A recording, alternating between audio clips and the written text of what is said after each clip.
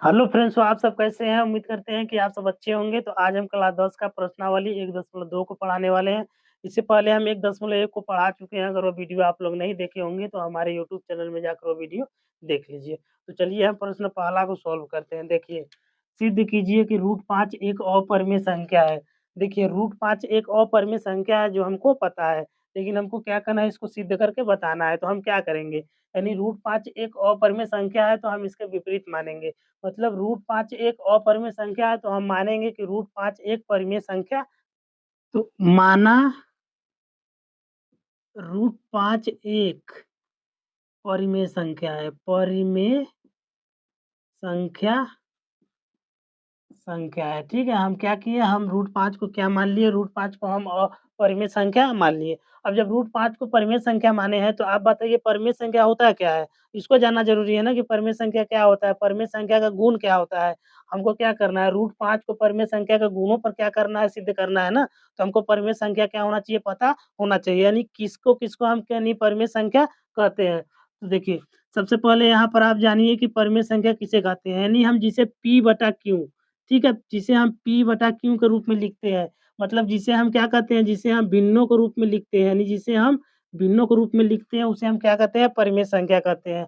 और यहाँ पर Q का मान क्या होना चाहिए, Q का मान 0 नहीं होना चाहिए। यहाँ पर Q का मान क्या होना नहीं चाहिए, 0 नहीं होना चाहिए, ठीक है। एक तो ये हो गया। एक दूसरा देखिए, दूसरा क्या होता है कि सभी पूर्णांक संख्या, मतलब सभी पूर्णांक संख्या क्या होता है, परिमेय संख्या होता है। सभी पूर्णांक संख्या, तो यहाँ पर लिख लीजिए सभी पूर्णांक संख्या, पूर्णांक संख्या, ठीक है। सभी पूर्णांक संख्या क्या होता है, परिमेय संख्या होता है। अब ये पूर्णांक संख्या क्या होता है, पूर्णांक संख्या देखिए माइनस और प्लस दोनों में आता है। यानी कि माइनस में 2 है या 3 है, ठीक है, प्लस और माइनस दोनों में आता है। लेकिन हाँ, लेकिन वह क्या होना चाहिए, दशमलव में नहीं आना चाहिए। अगर पूर्णांक संख्या दशमलव में आ रहा है तो हम उसको क्या कहेंगे, उसको हम अपरिमेय संख्या कहेंगे, ठीक है, क्योंकि वह आधा हो जाएगा ना। 2 2.5 क्या है, एक आधा हो जाएगा ना, यानी यह पूर्ण नहीं कहलाएगा। जब भी दशमलव में आएगा तो इसको हम क्या कर सकते हैं, इसको हम परिमेय संख्या न कहकर इसको हम क्या कह देंगे, अपरिमेय संख्या कह देंगे, ठीक है। तो आप लोग इसको समझ गए होंगे। तो यहाँ पर देखिए, फिर उसके बाद एक और होता है इसका गुण। इसका तीसरा गुण क्या होता है कि सभी सहभाज्य संख्या, यानी सभी सहभाज्य संख्या क्या होता है, परिमेय संख्या कहलाता है। तो आप लिख लीजिए सहभाज्य संख्या। अरे भाज्य संख्या, ठीक है, सभी सहभाज्य संख्या। अब देखिए, अब ये सहभाज्य संख्या क्या होता है? सहभाज्य संख्या हम उसे कहते हैं जब सहभाज्य संख्या का हम यानी एचसीएफ निकालेंगे, यानी हम जब म स करेंगे तो उसका म स क्या आता है, हमेशा हमेशा उसका म स 1 आता है। यानी कि हम एचसीएफ करेंगे तो यानी उसका एचसीएफ कितना निकल कर आएगा, एचसीएफ उसका हमेशा क्या आता है, 1 निकल कर आता है, ठीक है। तो आप लोग ये तीनों को समझ गए होंगे। ठीक है, तो अब हम क्या करते हैं, इसको हम सिद्ध करते हैं। तो यहाँ पर आप लोग क्या करेंगे, यहाँ पर आप लिख सकते हैं सिद्ध, सिद्ध करने पर, ठीक है, करने पर आप लोग यहाँ पर लिख सकते हैं। तो यहाँ पे देखिए हम क्या करते हैं, सिद्ध करते हैं। तो यहाँ पर √5 है तो √5 लिख लीजिए, ठीक है। अब यहाँ पर √5 को हम किससे सिद्ध करेंगे, परिमेय संख्या आप करेंगे तो परिमेय संख्या क्या होता है, P/Q होता है, तो P/Q हो गया, ठीक है। अब देखें यहाँ पर क्या हो गया, अब इसको देखें यहाँ पर 5 है तो 5 के नीचे यानी √5 के नीचे हमेशा 1 छुपा रहता है, ठीक है। अब बराबर के इधर से यानी बराबर के इधर कोई संख्या है, 3/4 हो गया तो 2/3 हो गया। तो क्या होता है, बराबर के इधर होता है यानी कि यह क्या हो जाएगा, त्रियक गुणा होता है। यानी कि √5 में Q में गुणा होगा और 1 के साथ क्या होगा, P में गुणा हो जाएगा, ठीक है। हमेशा यह होता है ना, बराबर को उधर जब भी कोई संख्या रहता है तो उसमें हम त्रियक गुणा करते हैं। तो P और इसमें गुणा करेंगे तो क्या हो जाएगा, यहाँ पर P हो जाएगा, फिर बराबर है तो बराबर हो जाएगा, इसमें करेंगे तो क्या हो जाएगा, √5 और क्या हो जाएगा, Q हो जाएगा, ठीक है। आप लोग इतना समझ गए होंगे। अब फिर इसके बाद क्या करते हैं हम, इसके बाद देखिए हम इसको यानी हटाने के लिए, ये जो हमारा रूट है, रूट को हटाने के लिए क्या करेंगे, दोनों पक्षों में क्या कर देंगे, हम वर्ग कर देंगे। तो आप यहाँ पर लिख लीजिए यहाँ पर कि दोनों दोनों पक्षों में दोनों पक्षों में वर्ग करने पर, ठीक है, वर्ग करने पर। अब यहाँ पे लिख लीजिए दोनों पक्षों में वर्ग करने पर। तो आप यहाँ पर देखिए हम वर्ग करते हैं तो P गई स्क्वायर पर हो जाएगा 2, बराबर है तो बराबर है, यहाँ पर √5 और Q पर क्या कर देंगे, हम वर्ग कर देते हैं। देखिए ये नहीं है, आप लोग ये मत समझिएगा इसको हम क्यों है या इसको या क्यों है, ठीक है। तो आप लोग इतना समझ गए। अब फिर देखिए क्या करते हैं, ये p है तो p स्क्वायर हो जाएगा, बराबर है तो बराबर। अब इसको हम तोड़ेंगे तो क्या आएगा? यानी कि देखिए यहाँ पर रूट के 5 क्यों, अब फिर इंटू में फिर यहाँ पर रूट के 5 और क्यों, 2 ठे है ना, ये वर्ग का मतलब हो गया कि 2 ठे है तो हम ऐसे करेंगे ना, तो रूट से रूट कटेगा यानी एक रूट यह है, एक रूट 5 यह है, एक रूट 5 यह है, तो क्या हो जाएगा? एक 5 बाहर निकल कर आएगा ना, 5 क्या हो जाएगा? बाहर निकल कर आ जाएगा, यह क्यों है, यह क्यों है। देखिए जब भी गुणा करते हैं, यानी जब भी गुणा करेंगे तो क्यों पर देखिए, क्यों के घात पर 1 है इस क्यों के घात पर 1 है, तो घात क्या होता है? घात हमेशा क्या होता है? जुड़ जाता है ना, तो क्यों के घात पर क्या हो जाएगा? स्क्वायर हो जाएगा ना, 2 क्यों हो जाएगा, क्योंकि गुणा में जब भी रहता है तो उसका घात यानी क्या होता है?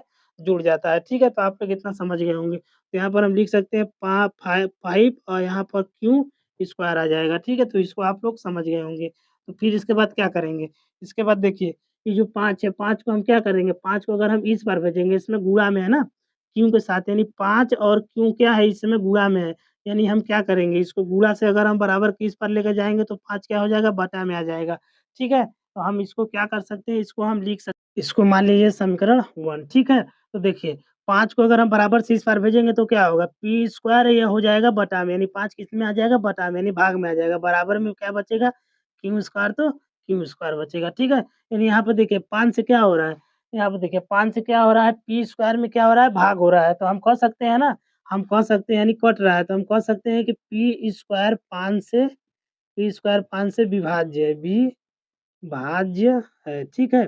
तो तो P भी तो P भी 5 से विभाज्य होगा, ठीक है? मतलब देखिए, अगर यहाँ पर 5 से अगर p स्क्वायर अगर विभाज्य यानी p स्क्वायर कट रहा है तो p भी तो 5 से क्या हो रहा है? विभाज्य हो रहा है, ठीक है? तो आप समझ गए होंगे। तो अब क्या करेंगे? अब देखिए समीकरण 1 है तो आप समीकरण 2 बनाएँगे। तो समीकरण 2 बनाने के लिए हम यहाँ पर मानेंगे। तो आप लिख लीजिए माना P बराबर 5 और यहाँ पर आप कुछ मान लीजिए, हम मान लेते हैं R, आप कुछ मान लीजिए एक्स, वाई, जेड आपका मर्ज़ी जो भी कुछ मान लीजिए, ठीक है? तो अब क्या कर देंगे? अब इसमें भी हम क्या कर देंगे? दोनों पक्षों में वर्ग कर देंगे, तो लिख लीजिए दोनों दोनों पक्षों में, ठीक है? वर्ग करने पर,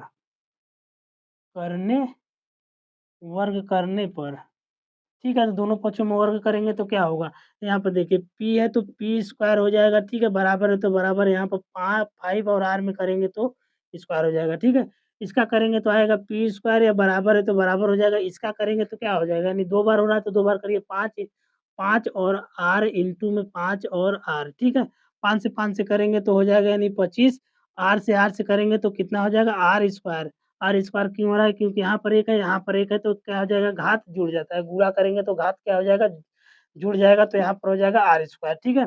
अब क्या करेंगे? इसको मान लीजिए अब समीकरण 2, ठीक है? समीकरण 2 हो गया। अब क्या करेंगे यहाँ पर?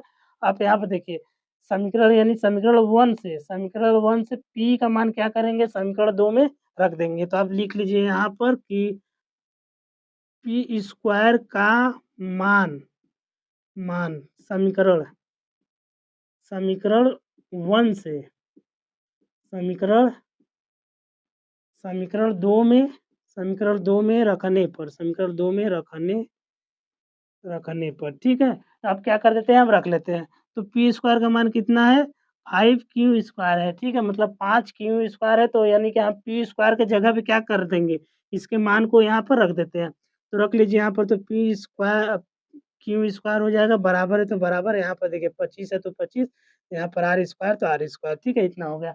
अब देखिए ये 5 क्या हो रहा है? q के साथ गुणा में है, तो अगर गुणा से अगर इस पर आएगा तो यानी बटा में आ जाएगा, इसके नीचे आ जाएगा ना, यानी भाग में हो जाएगा, तो हम क्या कर देते हैं?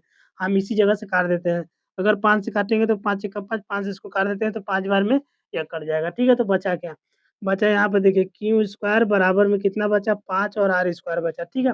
अब देखिए कहीं न कहीं यह भी क्या हो रहा है, अगर 5 को अगर हम बराबर को उस पार अगर भेजेंगे, तो क्या हो जाएगा? 5 क्या हो जाएगा? नीचे आ जाएगा तो भाग में हो जाएगा। तो हम इसको लिख सकते हैं ना, आप इसको लिख सकते हैं ना कि यहाँ पे आप इसको लिख सकते हैं ना, 5 से क्या हो रहा है? क्यू स्क्वायर क्या हो रहा है? कट रहा है, यानी भाग हो रहा है तो मतलब वो कट रहा है। तो आप इसको लिख सकते हैं कि स्क्वायर भी क्यू स्क्वायर भी 5 से विभाज्य